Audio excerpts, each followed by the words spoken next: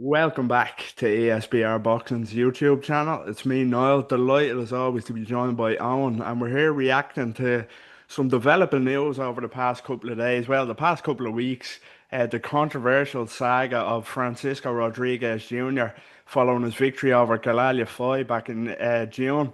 Yeah, Owen, let's jump straight in. It's as I said, it's quite controversial, and there's an awful lot to unpack. Yeah, Francisco Rodriguez, of course, it was announced a couple of weeks ago that he failed a post-fight test following that extraordinary performance and win against Galal Yafai. Then the WBC ruled yesterday that it was he escaped the ban. He's on a 12-month probation due to the fact that it's been ruled as accidental ingestion of this cardiac stimulant, I believe it was. So yeah, he's on 12-month probation. They've ordered a rematch. They've put the WBC interim title back on Yafai, ordered a rematch. Just bizarre. And then today, as we were just chatting off camera, it turns out that it's not the first time. And without anybody seemingly noticing, he's failed the test back in December as well in a fight that was ruled a no contest. Yeah, there's an awful lot to unpack. So just give us your initial thoughts on this whole saga, I suppose. Crazy. When I seen the rematch had been ordered, I just thought that if this is modern day boxing, then it's no words. It's ridiculous. Like an accidental ingestion. He's on a 12-month probation, aka he's popped, he's cheated, and they're trying to cover the tracks up. If it was just something minor, then fair enough. But a lot of the time the math doesn't math in boxing, but someone who took a cardiac stimulant and threw about 27,000 punches and just didn't stop for 12 rounds, what the math has mathed. It's an equal sum. It's worked out. I think, people were unprofessionally calling it out, straight away saying, oh, he must be on something. It has turned out to be true, but at first I thought even if it is true, it's mental to be claiming those things. But looking back, it's like I say, he threw so many punches, spiteful punches as well. It wasn't just jab, jab, jab, jab, jab, a little hook, a little straight. It was spiteful combinations, knockout worthy combinations. Galal Yafai probably should have been stopped. Um, the referee or the corner probably should have stopped it. But maybe even like round eight, round nine. So it's just mental. The problem is now different governing bodies recognise different testing, different commissions recognise different testing, some don't recognise others. So you could pop within two organisations and two governing bodies, but it's not recognised by two others. So it's like where do we stand? What do we do? How do you know if someone's actually popped or not? It's crazy. Obviously, Dennis McCann's story breaking out. That it looks like the board have messed up with that. VADA have messed up. So a crazy, crazy time for the sport at the moment. Yeah, absolutely crazy. We say that it's mental, but boxing never ceases to surprise you. Does it really? It never ceases to amaze you with these things. But yeah, just on a point you made there as well that I forgot to mention at the start, the WBC also said yesterday that there was no proof that it enhanced performance, which I don't understand. As you say, a cardiac stimulant.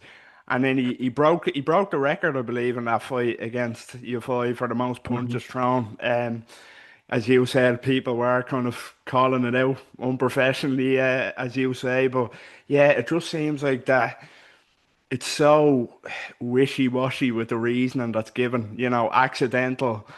It seems like Rodriguez's team have just told the WBC, it's accidental.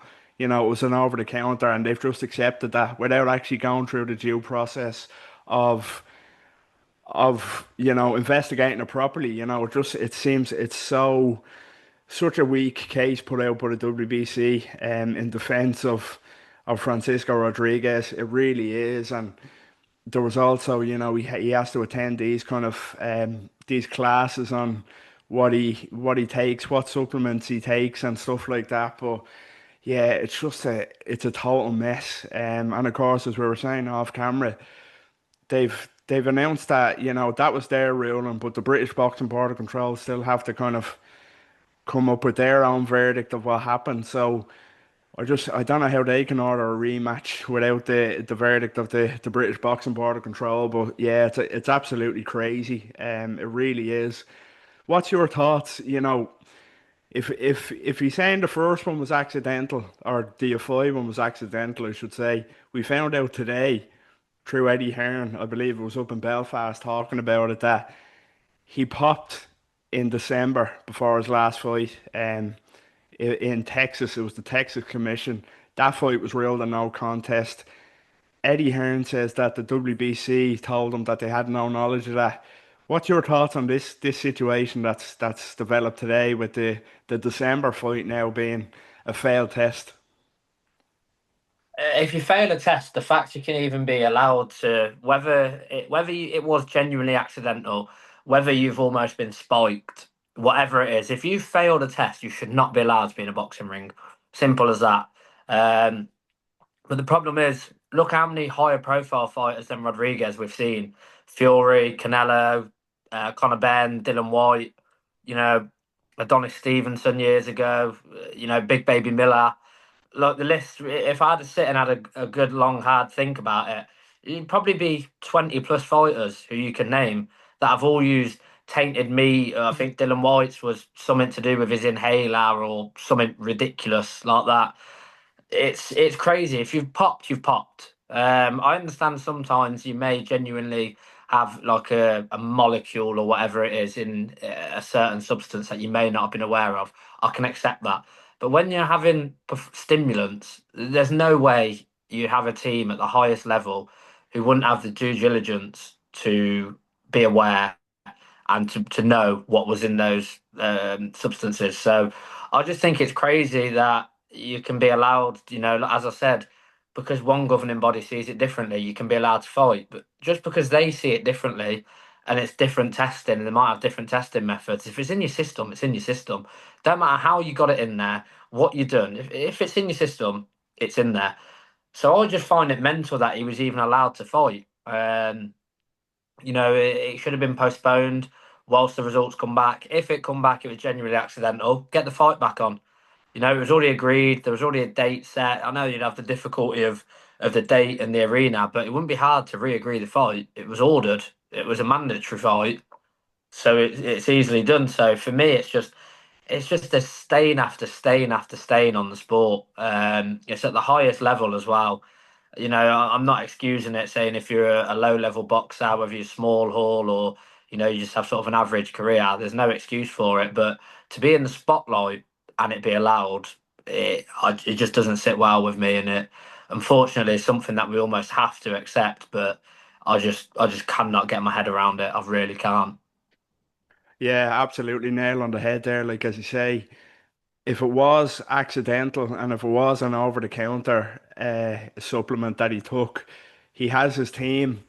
Like that supplement was on that label. You can't get to this level, as you say, and let something like that kind of slip by you. I suppose you're at a world-class level, and it's the fact that it wasn't once. It wasn't once. It was twice now that we found out that he's failed tests. There was. I still don't know how they didn't realize, when they booked the Galal fight, that they didn't realize that this fella had failed the test. Us fans didn't realize it until today, but there should have been people there to look further into that. And as you say, if you pop, you pop. That's it. You should be out, but then again, as you also pointed out, these things do happen sometimes. But when you come back like the WBC did yesterday with such a wishy-washy week kind of reasoning, after 2 weeks, due process wasn't followed there. So yeah, the fact it's happened not once but twice now, it is crazy. And to be honest with you, and also another point I forgot to mention is I don't like to kind of throw shade too much, but you have to look at it's another Eddie Reynoso fighter that's involved in a in a failure, in a drug scandal, I suppose. So that brings more questions on that whole camp, that whole operation that he has going on there. But I suppose that's for another day. Yeah, let's just talk kind of before we wrap up on the ruling. The reasoning by the WBC was crazy enough, but then as we were saying, they've ordered a rematch, an immediate rematch, which to me is crazy. You mentioned it yourself, and which is true. We all seen it. It was a grueling fight. It was a beating that was inflicted on Yafai that changes careers. We've seen fights like that change careers of fighters, and now they've ordered a rematch. He hasn't been banned. What's your thoughts on this rematch? Is it something that you think we'll see, and is it something that you think Team Yafai should avoid like the plague? Um, the second point, yes, avoid it like the plague. However, if Galal Yafai is reinstated as a WBC interim, unfortunately, I think they'd have to relinquish and go a different route. If it's been ordered, Maurizio is Maurizio Sullivan, and if they say no, he'll say, "All right, then goodbye." We know what he's like. On the first point, I think we do see the rematch, but I just it's so strange to me that it's even been ordered. I don't know why it's been ordered. I don't know how it's been ordered, but I have to mention Conor Benn with the British Boxing Board of Control. They allowed him to fight. No one's seen that 400-page dossier, so unfortunately, they've made a rod for their own back. And now, if Eddie Hearn wants this fight to go ahead, Galal Yafai and his team accept this fight, we're 100% going to see it. What he went through with Conor Benn to get the Eubank fight on was mental. Threatening different governing bodies, etc. Got it on after an absolute merry-go-round and a bit of a circus show. So I think for both parts, I think yes, we see this rematch. I think the British board will allow it to go ahead, but we all seen what happened. I think even without the performance-enhancing substances, I think if he throws less punches, I still think it's the same result. He was so much more spiteful than Yafai. I don't think Yafai can run from him for too long. I don't think Yafai has the style to try and run from him. So I think we see it. I don't want to see it from Galal Yafai's point of view, but I think with the way the WBC are, I think they'll give it so Galal Yafai has no choice other than go a different route. Yeah, nail on the head. We'll have to. I think we'll have to see it for, you know, they will have no choice. But that's going to be a dark day when that rematch gets announced and that fight. It's just going to be such with the baggage that's behind it. Yeah, it's going to be so dark. It really is, which is a shame to Yep. see. But this is boxing. We've seen it before, and yeah, I agree. In terms of the fight itself, I can't see it making too much of a difference. It was a hellacious beating, something I read earlier today only was that after that first fight, and your fight took serious punishment, and that apparently he was complaining about headaches 2 weeks after the fight, which is insane. We've seen it alter careers, those type of Mhm. beatings, but yeah, it's just very, very dark day. As you made a good point, an interesting point there in terms of you think the British board will allow it to go ahead. Mhm. That's interesting. They still, of course, have to give their verdict, but yeah, I do think we'll probably see it, which is a shame. But yeah, there's we could go on and on about this, I suppose. But that was myself and Owen discussing another big controversy in boxing over the last couple of days unfolding. Francisco Rodriguez has escaped the ban by the WBC following his failed test after the win against Galal Yafai in June.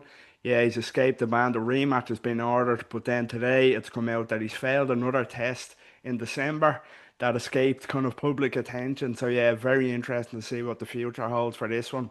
That was myself and Owen's thoughts. Let us know what you think in the comments about this whole saga. Get involved down below. Give us your 2 pence worth, and yeah, what you think of a potential rematch.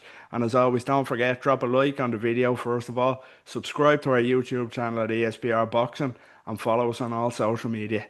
Owen, it was a pleasure and take care. Pleasure as always, mate.